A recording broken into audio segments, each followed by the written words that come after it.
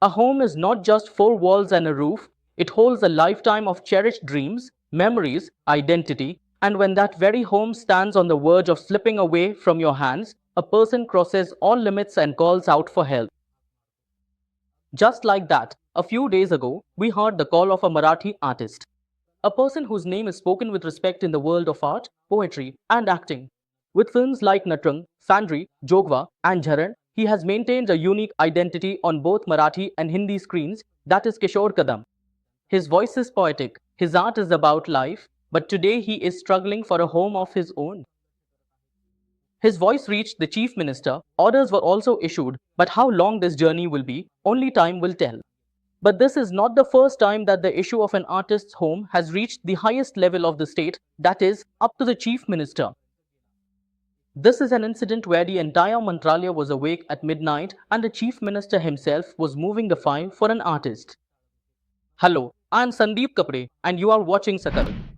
This incident is from the year 1980. It was midnight, the lights in Mantralaya were on, the entire government machinery was running around, and Chief Minister Abdul Rahman Anchule himself was checking the file. The only issue was to resolve the matter of an artist's house. The entire government of Maharashtra got to work in a single night, but why? So, there's a story behind this. Anchule had gone to attend a wedding ceremony at the house of High Court Justice Venkat Rao Deshpande.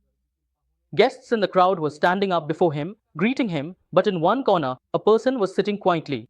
Anchule said in a slightly stern voice, "The chief minister has come and you don't even have the manners to stand up." Justice Deshpande calmly replied, "Sir, he is blind, but he is one of India's renowned musicians, Surmani Award winner Uttam Rao Agnihotri." At that moment, Anchule was left speechless. There was embarrassment on his face and regret in his heart. Even his wife, who was with him, felt bad about it. She expressed to the chief minister how an artist with visual impairment had been insulted because of them. Anchule left the event immediately and went straight to Varsha bungalow. After returning home, he couldn't sleep. He was deeply troubled by the fact that he had insulted a visually impaired artist. In the middle of the night, he called his secretary, D. Shinbe, and gave him instructions. Find out all the details about Uttam Rao Agnihotri. The secretary went to Justice Deshpande's house and gathered all the information, learning that he was a resident of Marathwada. He had a small family consisting of a music teacher, two children, and his wife. The information also revealed that Uttam Rao Agnihotri had applied to the government a few years ago for a house in Mumbai, but no decision had been made on it. After that, the chief minister himself issued an order that this man must get a house before morning. The entire government machinery sprang into action. Someone whispered, "Sir, there is no government rule for giving houses to artists." Anchule got up from his chair, a firm resolve in his eyes. With the same determination, he issued a new government GR, government resolution. Uttam Rao Agnihotri's application was immediately prepared and by midnight, it reached Housing Minister Pramilta Yadav's house for her signature. But the story didn't end here. Even if he got the flat, where would the money come from to buy it? Someone put this question before Anchule. Without pausing even for a moment, he said, "Lack of money cannot be an obstacle."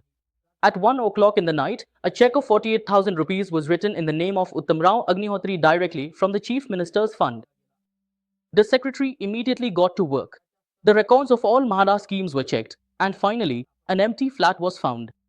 Near Tadu, in Manial building, but the problem was that the flat had already been allotted to someone else. Anchule came up with a straightforward solution. He offered another flat to that person. Make this in Agnihotri's name, and within an hour, the address was changed. The new owner became Uttam Rao Agnihotri. Mahara's contractors got busy overnight with painting and cleaning. By 6 in the morning, the house was ready. The housewarming was scheduled for 9 o'clock. Anchule didn't stop here. The issue of the house was resolved, but another thought crossed Anchule's mind. Just having a house isn't enough, they also want a secure future. A few days later, they had gone to a program at SNDT University. There, the Vice-Chancellor put forth some requests before them. Anchule smiled calmly and said, "I have just one small request. Please give Uttam Rao Agnihotri a job at your university." As soon as the Vice-Chancellor raised the issue of expenses, Anchule immediately made a decision. An amount equal to the salary would be given to the university from the government grant, and the job order was issued on the spot. This was not just help, it was a lesson in sensitivity, responsibility, and true humanity. Abdul Rahman Anchule proved that if the government machinery truly awakens with willpower, history can be made overnight.